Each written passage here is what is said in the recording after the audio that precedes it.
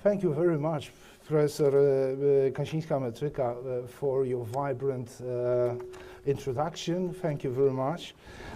Ladies and gentlemen, it's a real pleasure to be here with you today. And before I begin, let me just say how much I admire the organizers, not only for sheer amount of work that goes into a conference like this, but for their ability to bring together such a fascinating mix of people. Well, you can feel just looking around that something important is happening here. Now, when I was first asked to speak by Arek, I thought to myself, oh dear, the expectations will be very, very high. And to be honest, they are. But perhaps that's a good thing. It keeps one humble. Because of the very well excellent and how to say that, very excellent auditorium and the atmosphere, I have decided to do which I usually don't. I have prepared a written version and I'm going to read it. I guess it shall be easier for you and probably for me. And I'd like to ask you for, for misery for me, because 20 minutes, well, let's say 21, okay? Right, 22, oh, I like that. I like that very much. Thank you in advance. So, let me take you on a small journey into the thought of Carl Schmitt, a thinker as brilliant as he was controversial. His work revolves around two rather peculiar concepts, Nomos and Großraum. And don't worry, I'll try to keep the German jargon to a minimum. For Schmitt, these were ways of stemming the chaos in politics, both inside the state and in the wider international arena. But here is a twist. The very tools he developed to defend order eventually became weapons that justified authoritarianism and even totalitarianism. But before we get into theory, let me sketch the man himself. Because Schmitt was not just a set of ideas. He was a person deeply shaped by the storms of his age. He was born in 1888, and picture a young law student wandering through Berlin, Munich, Strasbourg, absorbing the intellectual ferment of early 20th century Europe. He finishes his studies in 1915, only to volunteer for the year later to the army, to the war. And then, as with so many of his generation, that war spits him around out into a shattered Germany. The Weimar Republic that followed with its parliaments and parties was for Schmitt not a celebration of democracy, but a nightmare of chaos.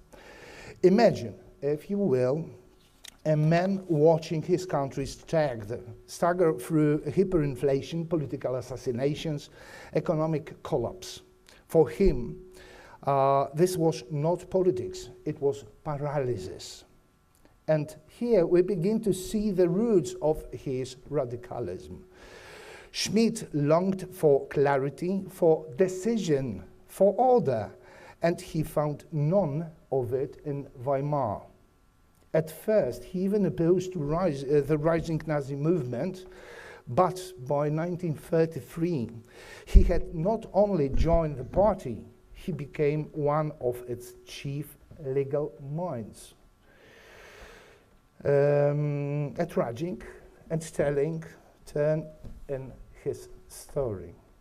That what struck me most is how much of this was not just Schmitt's private frustration, but a generational experience. Many Germans All the 1920s and 30s felt the same, betrayed by the war, crushed by poverty, bewildered by a democracy that seemed weak and ineffective.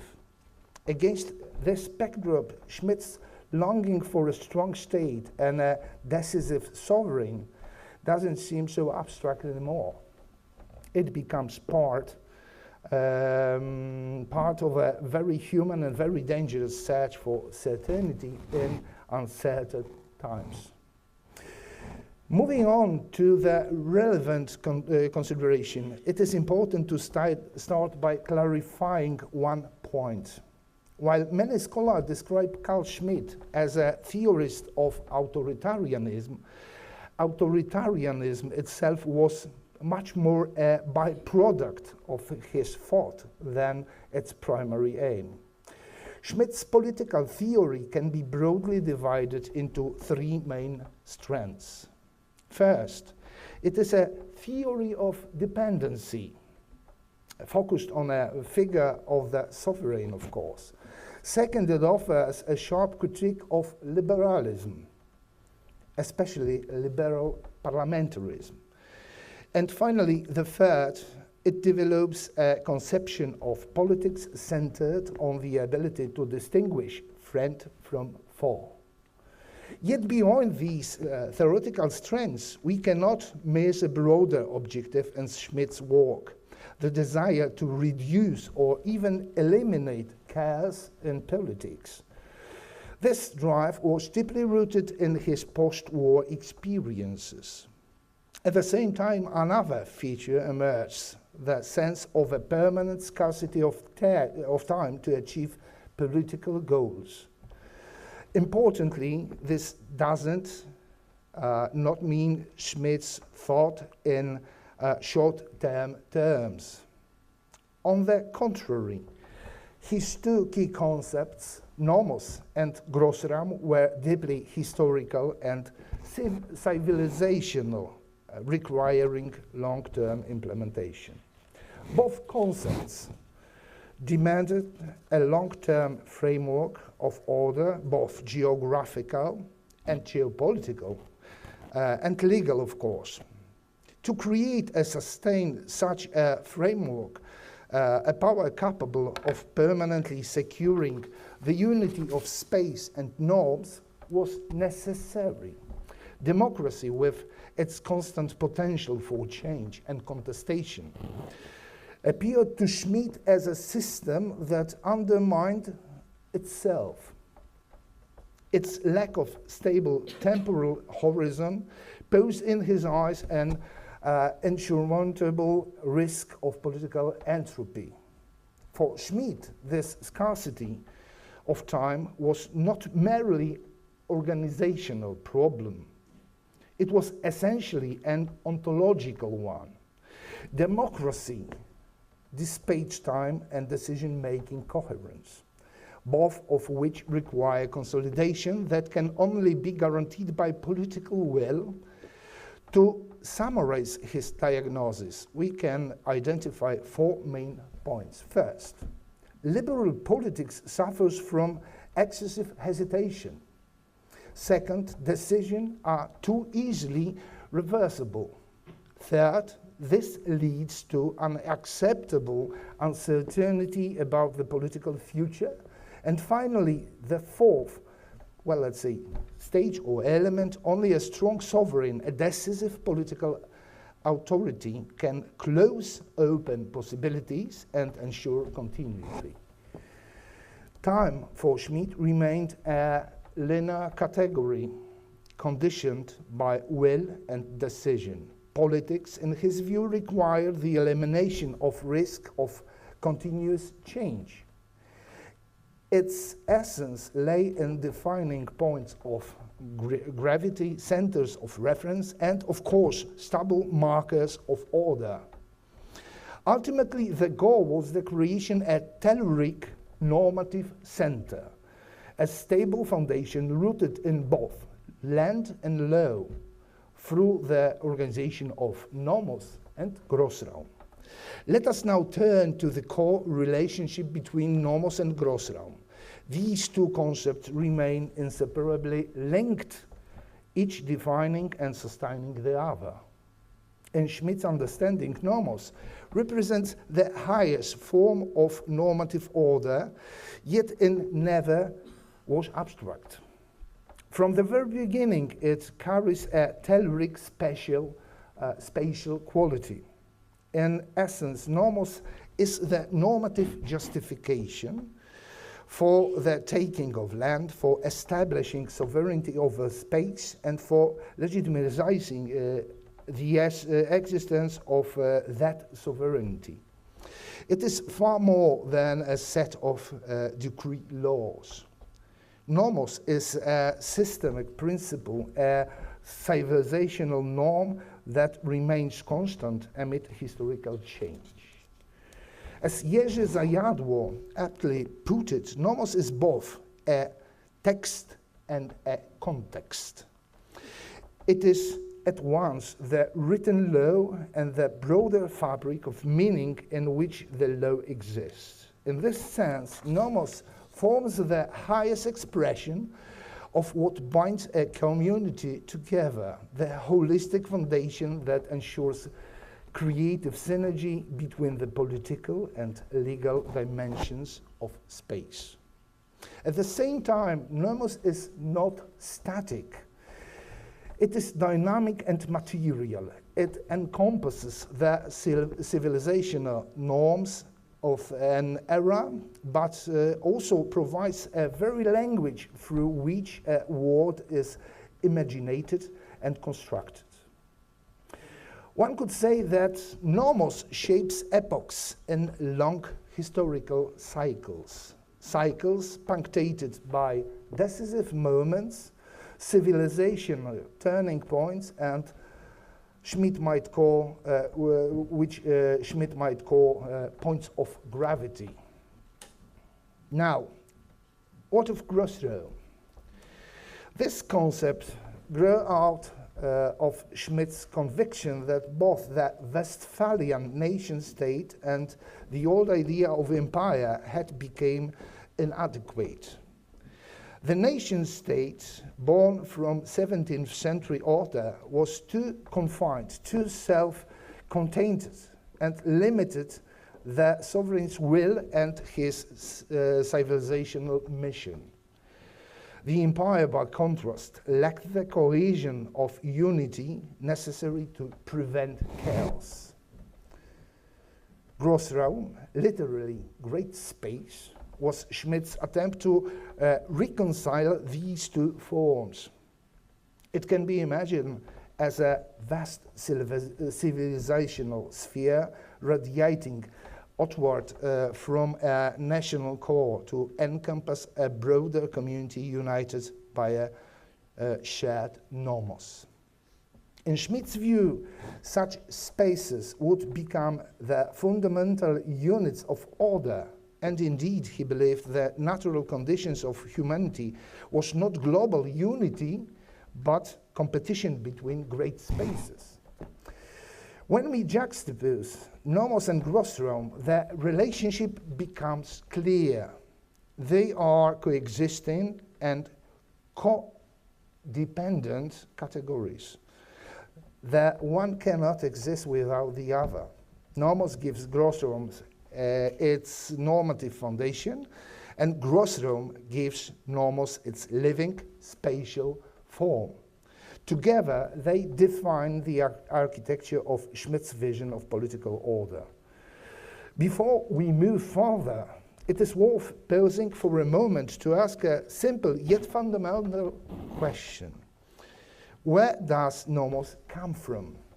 For Schmitt, nomos does not arise from abstract reasoning, nor from social contract theories so dear to the liberal imagination.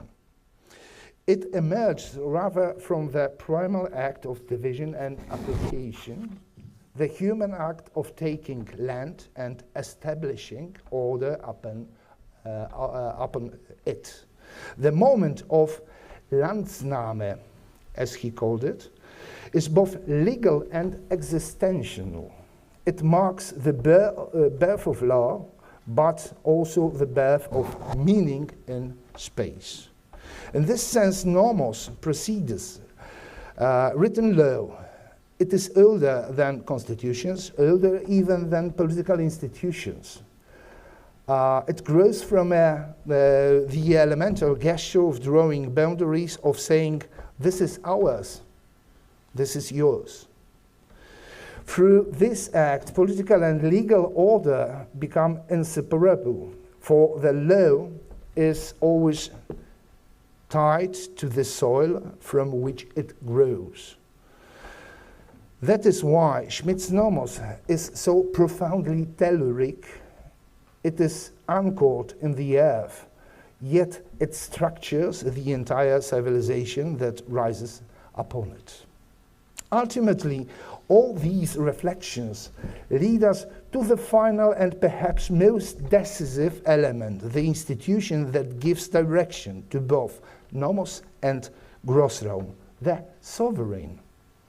In Schmitt's conception, the sovereign is, and I quote now, the only who decides on the state of exception, the end of quotation.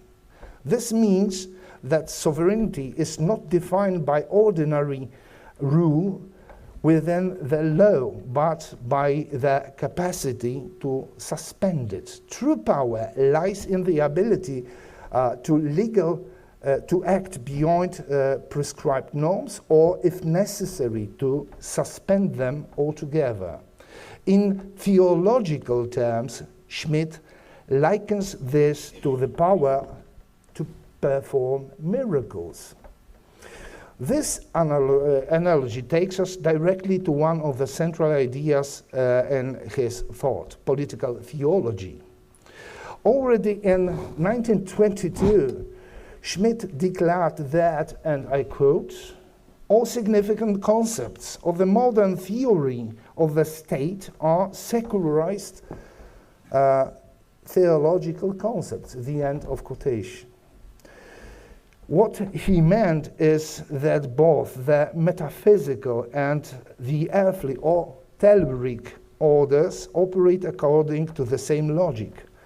Supreme authority belongs to the entity capable of suspending the norm and acting outside it.